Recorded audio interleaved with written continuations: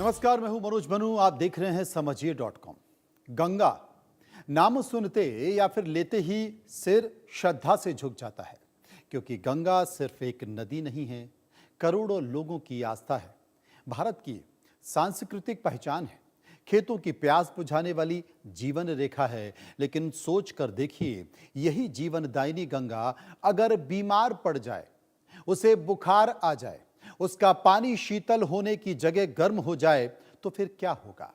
इंसान तो छोड़िए, गंगा में पल रहे करोड़ों अरबों खरबों जीव मर जाएंगे। ना खेत खलियान बचेंगे, ना इंसान, क्योंकि किसी भी जीव के लिए पानी तो चाहिए। लेकिन गंगा इतनी गर्म हो रही है कि उसका तो पानी ही नहीं बचेगा, भाप बनकर उड़ जाएगा। आप कहेंगे कि ऐसा तो हो नहीं सकता, लेकिन यह सच है। अब गंगा को लेकर एक ऐसी रिपोर्ट सामने आई है जिसने वैज्ञानिकों की चिंता बढ़ा दी है। रिपोर्ट कहती है कि अगर गंगा का पानी धीरे धीरे गर्म हो रहा है, सुनने में यह बदलाव बहुत मामूली सा लगता है, लेकिन इसके परिणाम बेहद गंभीर हो सकते हैं, क्योंकि पानी का तापमान बढ़ने का मतलब है ऑक्सीजन का स्तर कम होना, मछलियों का संकट बढ़ना, गंगा डॉल्फिन के अस्तित्व पर खतरा मंडरा रहा है और नदी के पूरे इकोसिस्टम का बिगड़ना। सवाल यह है कि आखिर मां गंगा का ये बुखार क्यों चढ़ रहा है? क्यों मां गंगा को बुखार चढ़ रहा है? क्या इसके पीछे जलवायु परिवर्तन है? क्या ग्लेशियरों का पिघलना या घटता जल प्रवाह इसकी एक वजह है? और अगर यही हाल रहा तो आने वाले सालों में गंगा का स्वरूप कितना बदल जाएगा? आज समझिए.com में इसी को मैं समझाने की कोशिश करूंगा। बस मेरे साथ देखते रहिए समझिए.com।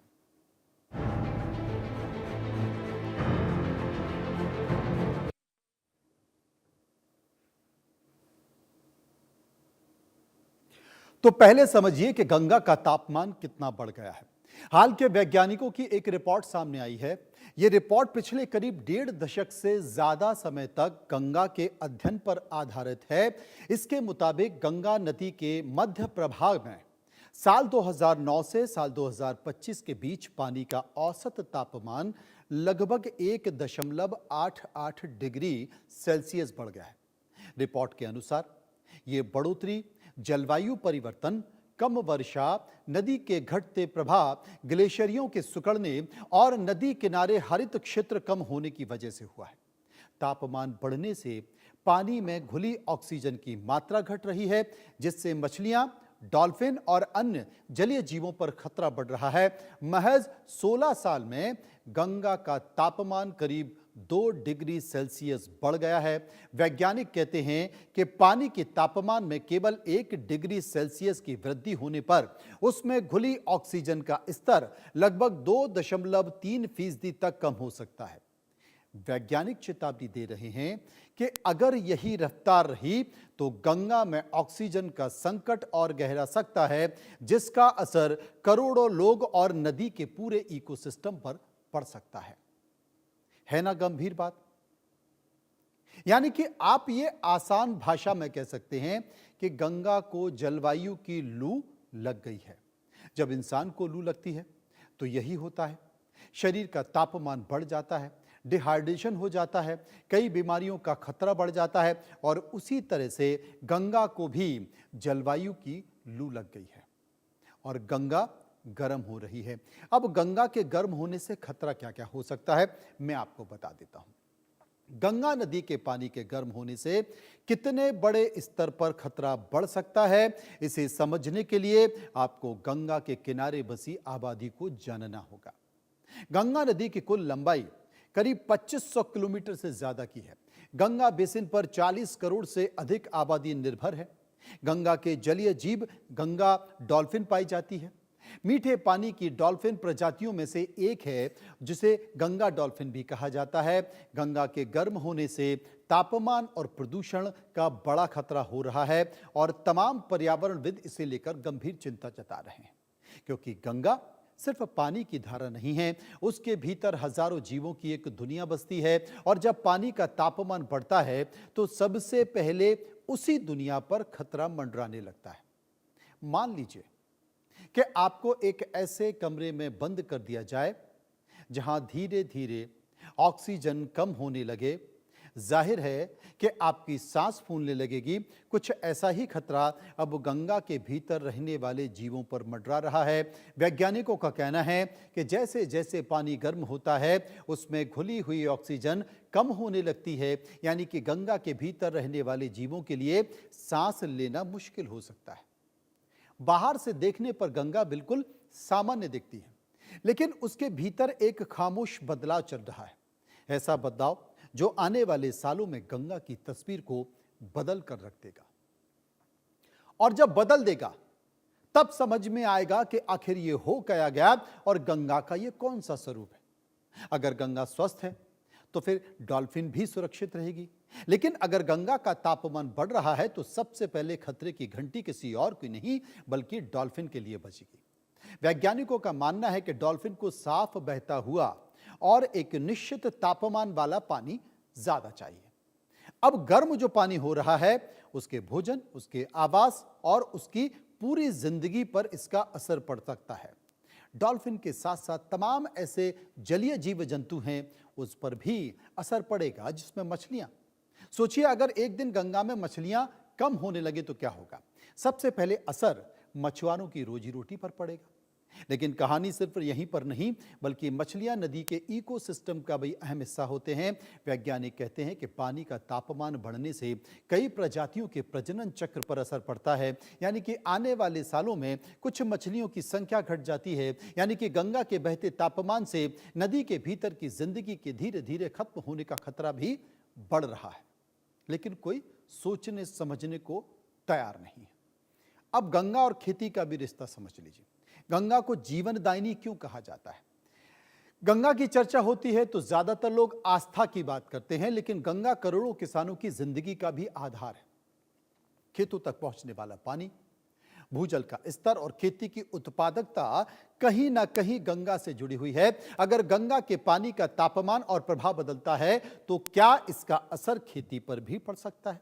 क्योंकि गंगा का गर्म पानी सिर्फ पर्यावरण या जलीय जीवों से जुड़ा मुद्दा नहीं रह गया, बल्कि गंगा सिर्फ एक नदी नहीं बल्कि उत्तर भारत की कृषि व्यवस्था की रीढ़ है। गंगा बेसिन देश के सबसे बड़े कृषि क्षेत्रों में से एक है, जहां करोड़ों किसान प्रत्यक्ष और अप्रत्यक्ष तौर पर इसी गंगा नदी पर निर्भर हैं। खेतों की सिंचाई से लेकर भूजल के रिचार्ज तक गंगा का योगदान बेहद अहम है। अब वैज्ञानिकों ने चेतावनी दी है कि गंगा के पानी का तापमान लगातार बढ़ रहा है और नदी के प्रवाह में भी बदलाव देखने को मिल रहा है। ऐसे में सवाल उठता है कि क्या खेती पर भी असर पड़ सकता है? खेती का पूरा गणित पानी पर टिका है। धान, गन्ना, गेहूं जैसी फसलें पर्याप्त पानी मांगती हैं। अगर जल संकट बढ़ता है तो उत्पादन बढ़ेगी, पैदावार जो होगी वो किसान प्रभावित होंगे, उत्पादन घट जाएगा, किसानों की आमदनी पर भी दबाव पड़ेगा। यानी गंगा का बदलता स्वरूप सिर्फ पर्यावरण का मुद्दा नहीं है बल्कि एक खाद्य सुरक्षा, कृषि अर्थव्यवस्था और करोड़ों किसानों के भविष्य से भी जुड़ा हुआ सवाल है। गंगा जो धरती पर बहती है, गंगा जिसका इतिहास पौराणिक काल से बना हुआ है। कई सारी ऐसी कहानियां और कई सारी ऐसी किंवदंतियां हमारे वेदों में, हमारे शास्त्रों में मौजूद हैं जो बताती हैं कि गंगा का महत्व क्या है। कहा यह भी जाता है कि गंगा शिव की जटाओं से निकली हुई, तपस्या की गई, वरदान मांगा गया, तब जाकर गंगा धरती पर आई। और कहां से आई? स्वर्ग से आई। स्वर्ग से धरती पर गंगा आई। इसका जिक्र वेदों में है, शास्त्रों में है। आप समझिए इस गंगा नदी का महत्व। लेकिन इंसान ने इस गंगा नदी को भी अपवित्र कर दिया। तमाम फैक्ट्रियों का कचरा इस गंगा नदी में मिल रहा है। गंगा का जो तापमान है वो बढ़ रहा है। गंगा के आसपास जो हरित क्षेत्र है वो घट रहा है। वो गंगा जो आस्था का प्रतीक है, वो गंगा जिसका धार्मिक महत्व है, वो गंगा जब कुंभ होता है तो करोड़ों लोग आकर इसमें स्नान करते हैं। वो गंगा जो एकादशी और ना जाने ऐसे कितने त्योहार हैं यहां पर पहुंचकर अपने पाप धोने का काम करते हैं। गंगा में नहाने के बाद लोग बेफिक्र हो जाते हैं कि भूलवश या जानबूझकर अगर कोई पाप किया है तो गंगा में स्नान करने से उनके पाप माफ हो जाएंगे, या उन्होंने जो बुरा काम किया है ऊपर वाला ईश्वर उसे माफ कर देगा। लेकिन गंगा को जिस हद तक हमने पहुंचा दिया है, गंगा की जो दुर्गति इंसान कर रहा है, मानव कर रहा है, हमारा सिस्टम कर रहा है, सरकारें कर रही हैं, भूमाफिया कर रहे हैं, वो क्या इसके लिए जिम्मेदार नहीं है? गंगा को अपवित्र कर रहे हैं लेकिन कोई फर्क नहीं पड़ता है। सोचिए आप समझिए कि गंगा नदी और ग्लेशियर का संबंध क्या है। ग्लोबल वार्मिंग की चर्चा जब होती है तो अक्सर पिघलते ग्लेशियर, बढ़ती गर्मी और समुद्र के बढ़ते जलस्तर की तस्वीरें सामने आती हैं। लेकिन क्या आपने कभी सोचा है कि इसका असर सीधे गंगा पर पड़ रहा है? वही गंगा जो करोड़ों लोगों की आस्था का प्रतीक है, वही गंगा जिसमें लोग डुबकी लगाकर अपने पापों को धो लेते हैं। आप सोचिए, देश की एक बड़ी आबादी की जिंदगी इस गंगा पर टिकी है। गंगा की शुरुआत हिमालय के गंगोत्री के ग्लेशियर से होती है और ग्लेशियर गंगा के लिए एक प्राकृतिक जल टैंक की तरह काम करता है।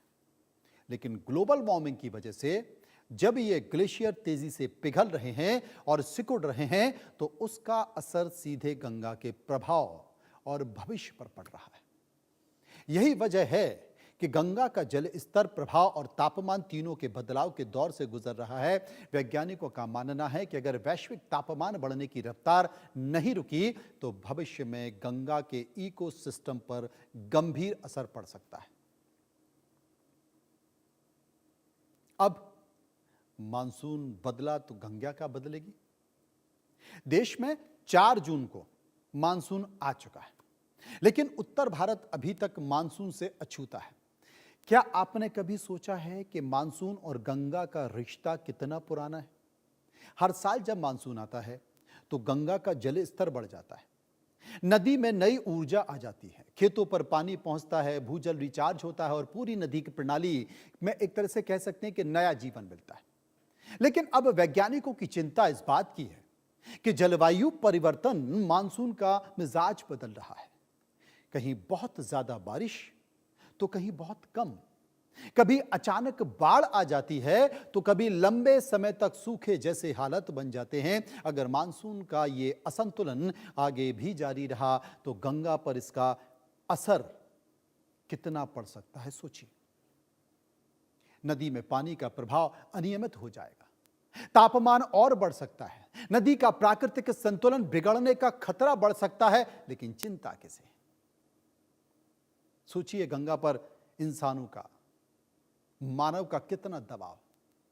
गंगा हजारों साल से बह रही है, निस्वार्थ बह रही है, लेकिन शायद पहली बार ऐसा लग रहा है कि जब गंगा से जितनी उम्मीद लगाई जा रही है उतना दबाव भी उसी पर डाला जा रहा है।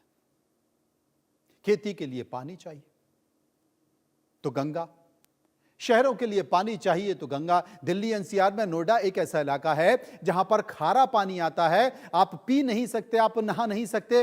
वहां सरकार ने गंगा वाटर उपलब्ध कराया। तो वहां जब आपको शहरों में पानी चाहिए तो गंगा, बिजली चाहिए तो गंगा, और आपको अपने पाप धोने हैं तो भी गंगा। यानी कि हर किसी की उम्मीद इसी गंगा से जुड़ी हुई है। लेकिन आप पाप भी धो रहे हैं, शहरों के सीवर का पानी भी गंगा में डाल रहे हैं, फैक्ट्रियों से निकलने वाला हजारों गैलन पानी, हजारों लाखों गैलन पानी, आप वो पानी, और वो पानी नहीं है, वो केमिकल है, वो भी गंगा में जा रहा है। सारी गंदगी इंसान, मानव उसी गंगा में डाल रहा है। लेकिन क्या आपने कभी सोचा है कि अगर हम गंगा से उसकी क्षमता से ज्यादा ले रहे हैं, गंदगी कर रहे हैं, अपने पापों को धो रहे हैं? वैज्ञानिकों का कहना है कि बढ़ती आबादी और तेजी से बढ़ते शहर, औद्योगिक गतिविधियां और लगातार बढ़ता जल दोहन गंगा की सेहत पर बहुत गंभीर दबाव बना रहा है।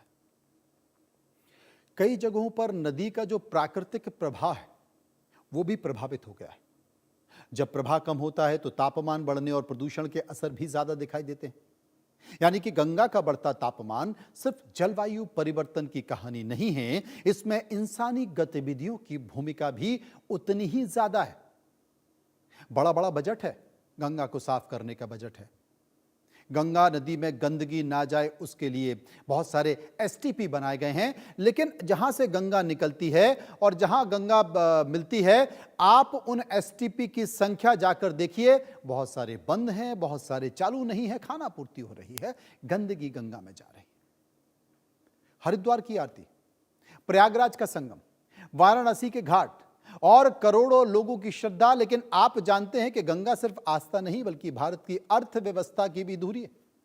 जरा सोचिए, अगर एक दिन के लिए गंगा का पानी रुक जाए तो क्या होगा? पहले तो खेतों पर असर पड़ेगा। गंगा के मैदान देश के सबसे उपजाऊ इलाकों में गिने जाते हैं।